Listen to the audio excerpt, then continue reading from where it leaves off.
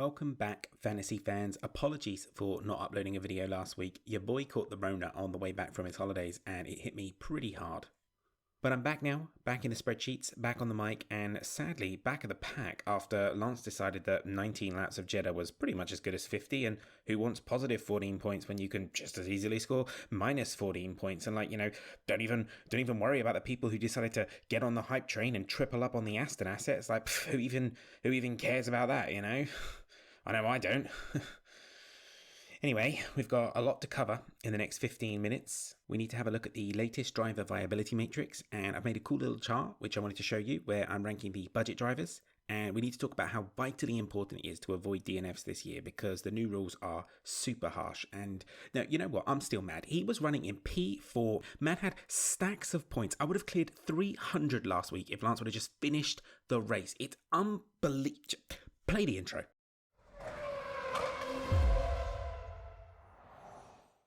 What is up, fantasy fans? Welcome back to the Data Straight, a channel here on YouTube dedicated to translating real-world data into actionable fantasy insights. Quick disclaimer before we get into the video. I would like to remind everyone that I am not in any way affiliated with the Formula 1 brand or the official F1 fantasy game. I'm just an Excel nerd with a microphone, and I'm on a mission to build a community of hardcore fantasy fans here on YouTube. If that sounds like something you want to be a part of, feel free to subscribe to the channel and switch on notifications to make sure you never miss an upload. Now we've got that out of the way, let's get into it. Okay, so this week we're heading down under to the home of kangaroos, koalas, and unemployed honey badgers. It's the third race of the season, and there's a lot of good points up for grabs. I've done alright so far. I've bagged 583 points from 2 races, and that's not using any chips, but it does now feel like the pressure is on to maintain these semi-decent returns. If we jump into the DVM, we can have a look at who's viable and who's sitting on the sidelines going into selection this week. As it stands, we've got 8 drivers banished to the Shadow Realm, but I expect 2 of the 8 will be featuring in a lot of teams this weekend. One of them might be staying in my team, I'm not sure yet. So the drivers not viable for selection based on their results so far this season are Nico, Alex, Oscar, Lance, controversial I know, Valtteri Bottas, Esteban, Lando, and Charles, also a controversial one. Now, let's get the easy ones out of the way. Nico's got mad qualifying pace, but all that really means is that he's going to lose points on Sunday as he gets overtaken by everyone and their mother. Alex was viable in week 2, but he's not viable in week 3 because he retired in Jeddah.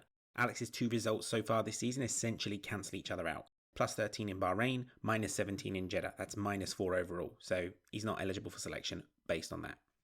Oscar's driving a tractor, so that's probably not worth investing in. I'll skip over Lance for now, and we'll talk about Lance and Charles together because I know it's controversial to say neither of them are viable picks. Valtteri is not really delivering the goods so far this year. Guan Yu Zhou is absolutely crushing it, so from a fantasy perspective, Valtteri is kind of sitting in his shadow. If we look at Esteban minus 17, then plus 7, so that's plus 10 overall. Probably not the start he was hoping for, but it does make team selection a bit easier because picking between Esteban and Fernando last year was a nightmare. This year we can feel pretty confident about not including Esteban in our lineups. And then Lando, so until we see some sort of sign of life from the Papaya Bandits, passing over Oscar and Lando is a no-brainer. There is no compelling reason to pick either of these drivers. Right, I want to hear from you on this, so sound off in the comments. I firmly believe the hype train has left the station, and I'm here for it. I bought 3 tickets. I've got Fernando, Lance, and Aston Martin in my team. Now, opening race of the season, Lance has surgery 10 minutes before the formation lap, and bam, he goes and pulls a P6 out of the bag. 2 weeks later, and OMG, Lance Stroll has passed George Russell on the track for P4. This is the stuff dreams are made of, and bam, Lance's engineer comes on the radio. Lance, retire the car, it's over, tell the fantasy community to do one, and park the car behind the barrier so the FAA can't see you. Jobs are good. And it's frustrating, and I did see an article that suggested Fernando was managing an issue towards the end of the race, and it was not the same issue as Lance. So if Fernando had retired as well, that's a double DNF for Aston. That's like minus 10,000 points in the new system. What I'm thinking right now, based on the DVM, is if you want 1 Aston Martin asset in your team, pick Fernando. Easy. If you want 2 Aston Martin assets in your team, pick our boy Fernando and then pick Aston Martin. Because then you have exposure to Lance's result without the risk of double stacking by actually picking Lance. That being said, back-to-back DNFs are very rare, so maybe we're safe picking Lance. I honestly don't know what I'm going to do just yet. I need to kind of mull it over some more. I think it comes down to how much risk you're willing to take and I guess how confident you are in the car. I'm almost 95% sure we're going to see a Red Bull 1-2 and then Aston Martin 3-5 or 4-5, depending on what happens with Charles. If that happens, I'm going to be very annoyed at myself if I do decide to remove Lance from my team. If I don't remove him, I just have this horrible feeling that something will go wrong for the Maple Man. Moving on, the other controversial driver that the data suggests is not eligible for selection is Charles. -11 in Bahrain, +27 in Saudi, +16 overall. Charles kind of looking a little bit too expensive based on his current form. Now, I do think over the course of the season, we'll see him work his way back up and recover the lost ground. And I wouldn't tell anyone who has him in their team that they're an idiot, but backing Charles at this point is undeniably a gamble. What you're gambling on is that the trend has already started to reverse, and it's all uphill from here, which I'm not so sure about. Okay, let's have a look then at who is eligible for selection. So we've got Logan, Yuki, Nick, Zhou, Kevin, Pierre, Nerfando, Carlos, George, Lewis, Sergio, and Big Max Verstappen. Now, that's 12 drivers, 14 if you think Lance and Charles should be in the mix. What I'm going to do is scroll through the driver cards and just call them how I see them, starting with Logan. So Logan is a good pick. I think he will prove to be a reliable asset over the course of the season. +11, then +2, which would have been +7 if it wasn't for him not setting a time on Saturday. Personally, I think Logan should be on everyone's watch list. After a pretty dismal 2022, where he pretty much spent the entire season banished to the Shadow Realm, Yuki is now looking like a good option, which is great. I like Yuki. I think what's helping him this year is his price tag. Last year, he started the season around about 9 million. He ended it around about 4.5. This year, he started at 4.8. And at 4.8 million, Yuki is definitely worth considering.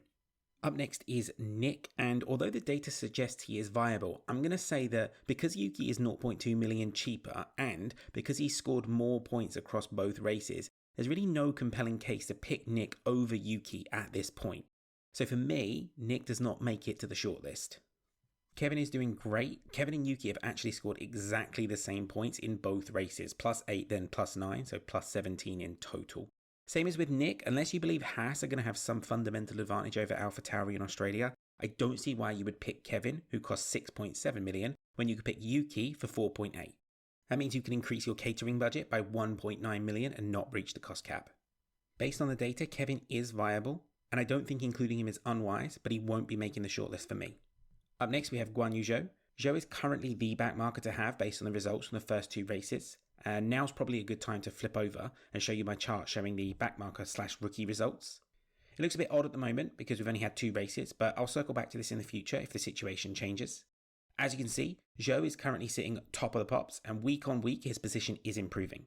The same is also true for Yuki and Kevin. Week on week their positions are improving, and their amplitude is slightly more aggressive than Zhou's, so it is possible we'll see one or both of them flip Zhou this weekend. Next we have Nick, and as I just said, Nick is viable, and he was part of the optimal lineup for Saudi according to F1FantasyTools.com. So for anyone adding him in, I get it, but I still think the case for picking Yuki is stronger. Last of the viable picks, we have Logan, and it might sound like I'm losing the plot here because I'm kind of saying no to Nick and yes to Logan, even though Nick is above Logan on the chart. Yes, that's true, but what you have to remember is that Logan is cheap as chips compared to Nick. He's 1.1 million cheaper. That's a lot of dollars in the world of fantasy. Essentially, what I'm saying is, yes, Logan is the last of the viable picks, but he's not to be overlooked. Moving down the chart, then we have Nico, Alex, and Oscar, who are all on 0 or less. Starting with Nico, Nico scored -1, then +1, so 0 across both races. It's better than Alex and Oscar, but we're aiming for more than 0, so Nico not really doing it for us. Alex was looking good, and let's hope he has a good race this weekend, but his points took a dive after he DNF'd in Jeddah. And Oscar, I mean, at least it's going up, right? -16, then +2, so -14 overall. If he maintains that pace, he'll be back to 0 by Canada, so that's something to look forward to. At the time of recording this video, what's very interesting to me is the percentage pick data on the website tells a very different story about how the community is ranking these drivers. So I've got it Zhou, Yuki, Kevin, Nick, Logan, Nico, Alex, Oscar. The website is saying people are picking Nico, Zhou, Nick, Kevin, Alex, Logan, Yuki, Oscar. So we've got Nico 6th, the website has him 1st, and we've got Yuki 2nd, and the website has him 7th. I don't think the data supports Nico being in 21% of teams, and I think it's criminal that Yuki has only made it into 9% of people's teams, but I guess that's just the way it's shaken out for now. Okay, flipping back to the DVM, all I'll say here is that Zhou is viable for all the reasons we've already discussed. Pierre also looking really good this year. I did say that Pierre in pink could be a recipe for success in my first video of the year. Based on his results, that certainly looks to be the case. I think Pierre is a problem because his price is awkward in the sense that if you pick him, you need to compromise somewhere else. Maybe you'll need to pick 2 back markers or you'll have to downgrade a constructor, but getting him in could be worth the struggle. Nefando is pretty much our golden goose this year, and that's not me saying that. He is currently sitting in 81% of people's teams. Not even Max is that popular of a pick. So yes to Nefando. If you're the 1 out of 5 people that's sleeping on him, I suggest you wake up and get him in your lineup. Up next we have Carlos. Now Carlos is a tricky one because he drives for Ferrari, and so picking Carlos means increasing your risk profile exponentially. Speaking as a Ferrari fan, I've pretty much given up hope. I still haven't really recovered from Monaco last year, and the reliability may be an issue after what happened with Charles in the first race of the season. It's just, I think the easiest thing to do with Ferrari this year is to observe and see what our man Fred can do in the first half of the season. The assets are not going to appreciate in price to the point where you won't be able to get them in, so I don't mind being late to the party. What I want to do is I want to see how the Ferrari package evolves across the next few races, and then maybe I'll consider Charles or Carlos. For now, Carlos is viable. Charles probably will be from next week. So for the sake of simplification, let's just say they're both viable. But no, neither of them are making my shortlist going into Australia. Last 4. So we'll go with the Mercedes drivers first. So George and Lewis. They're both viable. I think looking at their points, George scored plus 16, then plus 18. Lewis scored plus 19, then plus 16. So there's only 1 point between them. But then looking at their prices, Lewis is 5.1 million more expensive, so that single point is essentially costing you 5.1 million, which kind of means that, again, yes, they're both viable, but if I wanted a Mercedes asset in my team, I'd definitely be looking at George over Lewis at this stage in the season. Last but certainly not least, we have the 2 Red Bull drivers, Max and Sergio. Now, what can be said about these 2 that hasn't already been said all over the place? I honestly think that Max, Sergio and Red Bull are going to be locked in for the whole season. Like, at this point, I really do not see a single compelling reason to remove any one of them from my team. Back-to-back 1-2s, and Max proving the car is capable of carving its way through the pack to clock some mega overtake points, that Red Bull looks unstoppable. So tripling up on Red Bull assets is just a no-brainer for me. Okay, that's pretty much the data portion of the video covered.